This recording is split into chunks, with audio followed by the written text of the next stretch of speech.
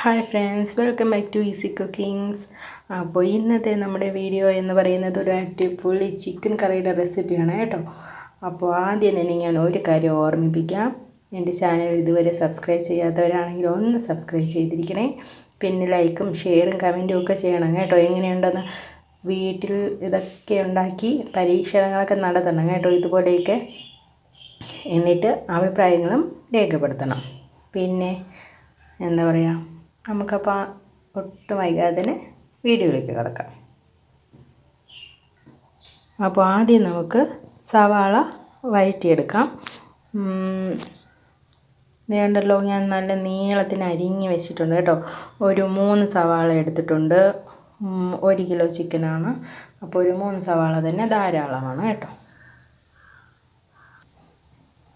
ഞാൻ ചട്ടി അടുപ്പത്ത് വെച്ചിട്ടുണ്ട്. ഇനി ഇതൊന്ന് ചൂടായിട്ട് നമുക്കിതിലോട്ട് എണ്ണ ഒഴിക്കാം. വെളിച്ചെണ്ണയാണ് ഉപയോഗിക്കുന്നത്. വെളിച്ചെണ്ണ ഒഴിച്ച് ചൂടായതിന് ശേഷം നമുക്ക് സവാള അതിലോട്ടിട്ട് വഴറ്റിയെടുക്കാം. ഞാൻ സവാളയൊക്കെ ഇട്ടിട്ടുണ്ട് കേട്ടോ.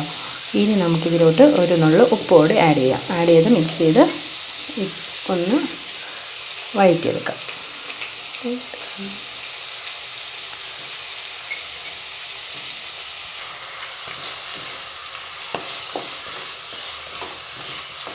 നമ്മുടെ സവാളയൊക്കെ മൂത്തിട്ടുണ്ട്. ഞാനിത് ഒരു ചെറിയ സവാളയാണ് ചേർത്തത് കേട്ടോ, അതുകൊണ്ടാണ് 3 എണ്ണം ചേർത്തിട്ടുള്ളത്. വലിയ സവാള ആണെങ്കിൽ 2 എണ്ണം തന്നെ മതിയാകും. അപ്പോൾ ഇനി ഇതിനെ നമുക്ക് ഒരു മിക്സിയുടെ ജാറിലേക്ക് മാറ്റാം. അപ്പോൾ അത് ഞാനെല്ലാം മിക്സിയുടെ ജാറിലിട്ട് മാറ്റിയിട്ടുണ്ട്. ഇനി ഇതൊന്ന് ചൂട് പോയതിന് ശേഷം ഒരു 1/4 കപ്പോ 1/2 കപ്പോ ആവശ്യത്തിന് നമ്മൾ വെള്ളമൊഴിച്ച് നന്നായിട്ട് പേസ്റ്റ് പോലെ അരച്ചെടുക്കണം. അപ്പോൾ ഇനി ആ സമയം കൊണ്ട് അതവിടെ തണുക്കട്ടെ. അപ്പോൾ ഇനി നമുക്ക് അടുത്ത ഇൻഗ്രീഡിയൻസ് ചേർക്കാം. ഇത് ഞാൻ സവാള വഴറ്റിയ എണ്ണയുടെ ബാക്കിയാണ് കേട്ടോ. ഇതിലേക്ക് ഇനി നമുക്ക് ഇഞ്ചിയും വെളുത്തുള്ളിയും ചതച്ചത് ചേർക്കാം. ആദ്യം ഞാൻ ഇതിലേക്ക് ഇഞ്ചിയാണ് ചേർത്തിട്ടുള്ളത്. ഇതൊന്ന് വഴറ്റിയിട്ട് അടുത്ത് നമുക്ക് വെളുത്തുള്ളി ചേർക്കാം. അടുത്തത് വെളുത്തുള്ളി ചേർത്തിട്ടുണ്ട്. ഇനി രണ്ടും നമുക്ക് നന്നായിട്ട് വഴറ്റാം. അപ്പോൾ നമ്മുടെ ഇഞ്ചിയും വെളുത്തുള്ളിയും മൂത്തിട്ടുണ്ട്. ഇനി ഞാൻ ഇതിലേക്ക് ചേർക്കാൻ പോകുന്നത് പച്ചമുളകാണ് കേട്ടോ. പച്ചമുളക് ഞാൻ മുഴുവനായിട്ടാണ് ചേർക്കുന്നത്, ചതച്ചല്ല. കണ്ടല്ലോ, ഇതുപോലെ ഈ സൈഡിൽ ഞാനൊന്ന് ചെറുതായിട്ടൊന്ന് കീറി വിട്ടിട്ടുണ്ട്. ഒരു ചെറിയൊരു വര പോലെ മുറിച്ചിട്ടുണ്ട്. ഇങ്ങനെ തന്നെയാണ് ഇതിലേക്ക് ചേർക്കാൻ പോകുന്നത്. ഓക്കെ, ഇനി ഇതും കൂടെ ഒന്ന് മൂപ്പിക്കാം. ഇതൊക്കെ വഴറ്റുമ്പോൾ നല്ല ചെറിയ തീയിലാണ് ഇടേണ്ടത് കേട്ടോ. ലോ ഫ്ലെയിമിലിട്ട് വേണം വഴറ്റാൻ, അല്ലെങ്കിൽ എല്ലാം കരിഞ്ഞു പോകും. ഓക്കെ, എല്ലാം ഇങ്ങനെ മൂത്തിട്ടുണ്ട്. ഇനി ഞാൻ ഇതിലോട്ട് കുറച്ച് മസാല കൂടെ ആഡ് ചെയ്യണം. ആദ്യം കുറച്ച് ഏലക്ക ചതച്ചത്, അടുത്തതായിട്ട് കുറച്ച് ഗ്രാമ്പൂവും തക്കോലവും, അടുത്തതായിട്ട് കുറച്ച് കറുവാപ്പട്ട കൂടെ. ഇനി ഇതിലേക്ക് നമുക്ക് പൊടികൾ ചേർത്ത് കൊടുക്കാം. ആദ്യം നമുക്കൊരു 1 സ്പൂൺ മല്ലിപ്പൊടി ചേർത്ത് കൊടുക്കാം. മല്ലിപ്പൊടി ഒന്ന് ചെറുതായിട്ടൊന്ന് ഇതാക്കി വഴറ്റിയതിന് ശേഷം മഞ്ഞൾപ്പൊടി ചേർക്കാം. അടുത്തതായിട്ട് നമുക്കിതിലോട്ട് മഞ്ഞൾപ്പൊടി ചേർത്ത് കൊടുക്കാം. അടുത്തതായിട്ട് ഞാനൊരു 2.5 സ്പൂൺ മുളക് പൊടി കൂടി ചേർത്തിട്ടുണ്ട്. അടുത്തതായിട്ട് ഞാൻ ഇതിലോട്ട് ഒരു 1/2 സ്പൂൺ കുരുമുളക് പൊടി കൂടി ചേർക്കുകയാണേ.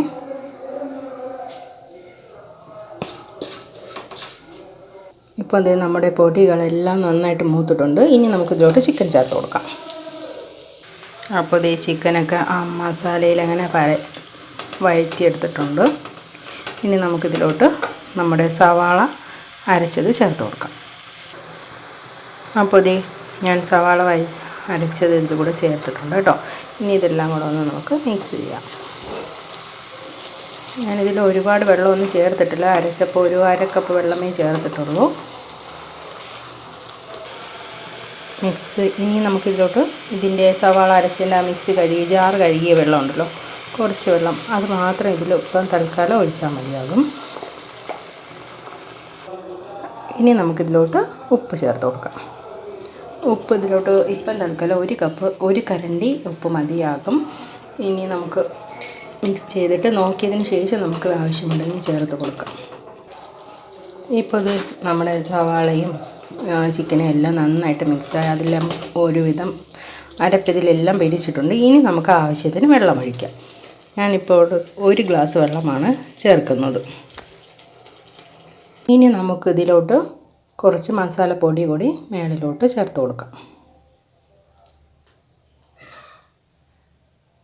അടുത്തതായിട്ട് നമുക്കിതിലോട്ട് കുറച്ച് തക്കാളി അരിഞ്ഞത് ചേർത്ത് കൊടുക്കാം. ഞാൻ 1 തക്കാളിയാണ് എടുത്തിട്ടുള്ളത്. അത്യാവശ്യം വലിപ്പമുള്ള തക്കാളി കൊണ്ട് നമുക്ക് ഒരെണ്ണം തന്നെ മതിയായിരിക്കും. ഓക്കെ. അടുത്തതായിട്ട് 2 തൊണ്ടമുളക് കൂടി ആഡ് ചെയ്തിട്ടുണ്ട്. ഇനി കുറച്ച് മല്ലിയിലയും പുതിനയിലയും അരിഞ്ഞത് കൂടി ചേർത്ത് കൊടുക്കുക. ഇത്രയും തന്നെ മതിയാകും. ഇനി ഉപ്പ് വേണമെങ്കിൽ ടേസ്റ്റ് ചെയ്ത് നോക്കിയിട്ട് നമുക്ക് ചേർക്കാവുന്നതാണ്. ഇനി ഇത് നമുക്ക് അടച്ച് വെച്ച് ഒരു 10 മിനിറ്റ് വേവിച്ചെടുക്കാം. ചിക്കൻ കറി എന്തായെന്ന് നോക്കാം. ഉണ്ട്, നല്ല മണമൊക്കെ വരുന്നുണ്ട്. വേണ്ടല്ലോ. അപ്പോൾ നമ്മുടെ സ്വാദിഷ്ടമായ ചിക്കൻ കറി റെഡി ആയിട്ടുണ്ട്. നല്ല നാടൻ ചിക്കൻ കറിയാണ് കേട്ടോ. അപ്പോൾ എല്ലാവരും ഇതുപോലെ ട്രൈ ചെയ്ത് നോക്കണം കേട്ടോ. ഞാനൊരു 10 മിനിറ്റ് എടുക്കത്തുള്ളൂ വേവാനെന്ന് പറഞ്ഞെങ്കിലും എനിക്ക് 10-15 മിനിറ്റിൽ കൂടുതൽ എടുത്തിട്ടുണ്ട്. അപ്പോൾ ഓരോരുത്തർ വാങ്ങുന്ന ചിക്കൻ്റെ വേവ് അനുസരിച്ചിരിക്കും കേട്ടോ വേവാനെടുക്കുന്ന സമയം. കണ്ടല്ലോ, നല്ല അടിപൊളിയായിട്ടെല്ലാം വെന്ത് വന്നിട്ടുണ്ട്.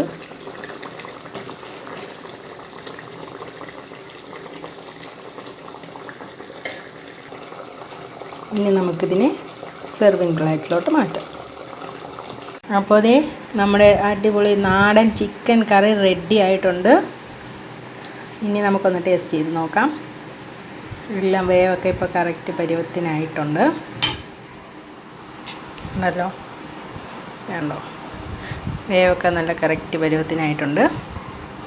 അപ്പോൾ എല്ലാവരും ഇതുപോലെ നല്ല അടിപൊളിയായിട്ടുള്ള ചിക്കൻ കറി ഉണ്ടാക്കി നോക്കണം. കഴിച്ചിട്ട് അഭിപ്രായങ്ങളൊക്കെ പറയണം കേട്ടോ. അടിപൊളിയായിട്ടുണ്ട്. Okay, then bye. See you on next video. Take care.